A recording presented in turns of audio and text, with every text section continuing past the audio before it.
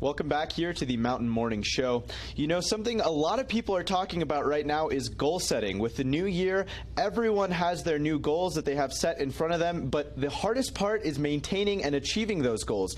Well, lucky for you, we have a great friend of the station here, Bill Humbert, recruiter guy and author of this great book, Employee 5.0, Secrets of a Successful Job Search in the New World Order. It is Mr. Bill Humbert. How are you doing today, Bill? Diego, I'm well, thank you. Yourself? Doing fantastic. How is your New Year's going? It's going great. Happy New Year's to you. Happy New Year to you as well. And as I was saying, something I know everyone speaks about with the new year is obviously setting new goals for themselves with the new year. Right. Well, they say, well, you know, let's set a resolution. Yeah. Resolutions get forgotten.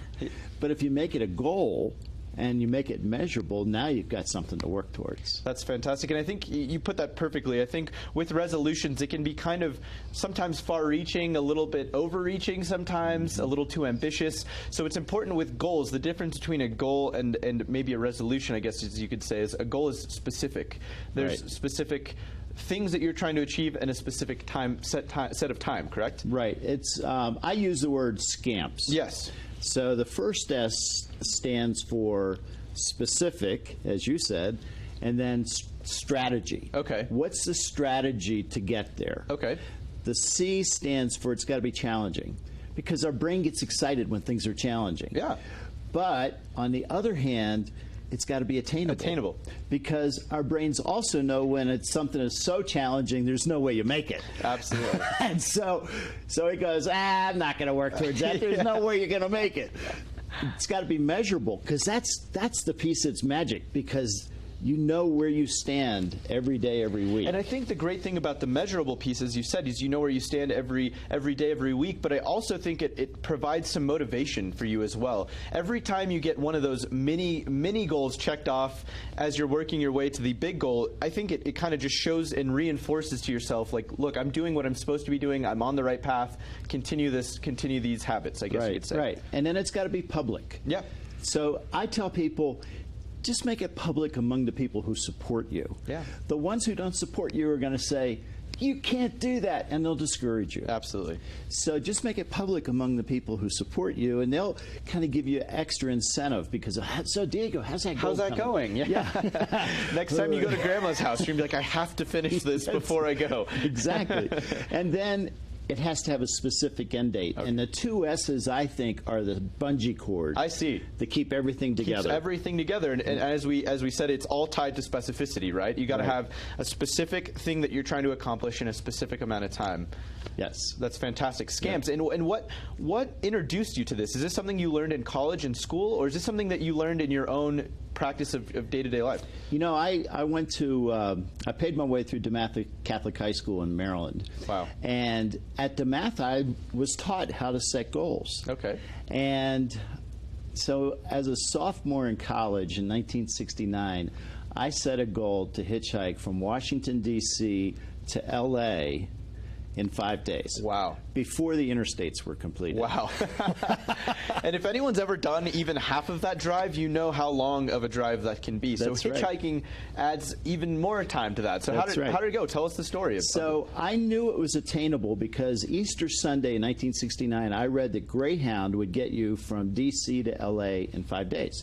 Thought, if Greyhound can do it, I can do it. I can do it. Bill Humbert can do it too. That's right. I got it. And I set a strategy, and part of my strategy was to create signs. Okay.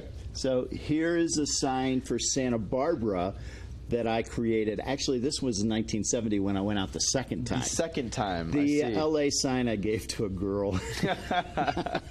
But anyway, so this was the Santa Barbara sign, and this is the sign that was in my college yearbook. Awesome. Was me standing there holding that sign. And what a great experience, I'm sure. Oh, it was amazing. And what I did was I did some risk analysis, figured 2 guys would be better than just me. Okay. So I recruited a friend, and we knew that by the end of the second day we had to be in Kansas City, and we were. Wow. And we got a ride from Wichita all the way to Los Angeles. To Los Angeles, wow. We made it in 5 days. So like you said, you got to check off one of those small goals. You're like, we're halfway there. We're on track. So you guys got to use the Scamps method to make it out all the way from Washington, D.C. to L.A. in 5 days. That's amazing. 5 days. And That's the amazing. next summer we did it a second time, this time going to Santa Barbara. Barbara. What I did the first time was I found signboard, the bright orange signboard, so that people would see it, and then the yellow paint. Yeah. So we were standing on a ramp, being public, right? Make yourself stand out. We made ourselves stand out, and so those are two of the original signs. So I have to ask you this though: when planning goals, life is life. Things go awry at times. Things can happen, and a lot of things can change in a matter of weeks or months. What do you do when using something like Scamps, when you're trying to set goals and stay on a track? If something does kind of go left or right, you take a turn that you're not expecting. How can you readjust and make sure you get right back on that track? So in 1969, we arrived in L.A. 2 weeks after Sharon Tate was murdered by Wow. Manson's crew. And we set a goal to hitchhike to San Francisco from L.A. in 24 hours. We've got 3 rides from Huntington Beach up to Santa Monica. Standing on the street in Santa Monica, and this car pulls up with 4 girls in it. The 2 on the right side got out, put Jack in the center in the front, me in the center in the back. And they started talking about this ranch up in the mountains. Uh-oh. And where this guy would give them drugs. Oh, wow. And then they dropped us off at the Canyon Road. We're so focused on our goal of getting to San Francisco. Back then we wanted to stand on the corner of Haight and Ashbury. Yeah. And so we were so excited about focused going on that. You had that. your blinders on. That's right. Yeah. And they dropped us off at the Canyon Road the Spahn Ranch was on. Wow. Okay, I talked about a twist. That's probably the biggest twist you can get in your plans. So, Exactly. So how did you reformulate your plans to be sure to make it to San Francisco? So we just, we stood on that corner there for probably 45 minutes to an hour. Somebody gave us a ride all the way to San Francisco. Wow. So you yeah. You got to be able to just adapt and kind of go with the flow, but as you said, kind of keep your eyes on the prize, I guess you could say. Yeah. Just know what your goal is, know what your measurements are, and make sure that you're meeting your measurements. So how can companies, how can managers, how can employers use Scamps in their own business and as well as with their employees to kind of help encourage productivity at work? Well, employee engagement is such a huge topic in the world today, and the lack of it. And so what I suggest you do is you help the employees, you teach the employees how to properly set goals. Set goals. And if they use Scamps, it doesn't matter what it is that they need to do, whether it's production and getting so many pieces out in a certain amount of time. Doesn't matter if it's setting a goal to get a software product installed somewhere. Absolutely. You have to know how long it takes to do that and where you should be at the different points.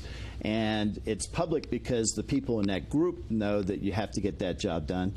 And if it's a lot of people working, then each one of them has a set of goals that they have to meet in order for the company to meet their goals. To meet as a whole. I see. As a whole. So you can kind of break this down into kind of a granular level and kind of even on an individual basis what you can do as an individual employee to help the company achieve their overreaching goals or their goals that are over everyone there. Over everybody. That's fantastic. Yes. And so it's when you think about employee engagement and then think about goal setting, a goal setting and achieving employee by definition is someone who's engaged in their jobs. Absolutely. Someone who's enjoying their jobs as well. Enjoying probably too. Absolutely. Yeah. So let's before we get going, let's talk about your book and let's talk about how people can get a hold of you as well.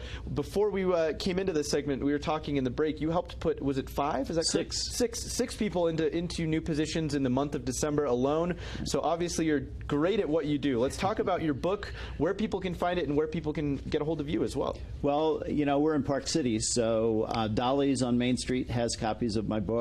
Weller Bookstore down in Salt Lake City has copies. There's copies really literally in small bookstores all the way across the country, and of course Amazon has Amazon it as well. Always Right. a fantastic option is there. And are you doing any public speaking anytime soon? You giving any seminars or anything like I've that? got 3 webinars scheduled for January. Excellent. So I'm pretty excited about that. And I'm talking to a company that may have me go to Las Vegas at the end of April. Back to Las Vegas for you, right? Back to Las Vegas. Well, that's great. Bill, it's always a pleasure to see you. It's, thank you, as always, for all of the great tips that you give everyone. And right before we go, let's give your shout out to your website so people can check that out as well. It's recruiterguide.com. Thank you so much, Bill. It's Bill Humbert, the Recruiter Guy. Some great tips for you using the SCAMPS method for goal setting. I promise if you use that, you will accomplish everything you want to here in 2019. So as Bill said, just keep your eyes on the prize, stay focused, and use that SCAMPS method, and you will definitely be happy with the results. We'll be right back right after this break.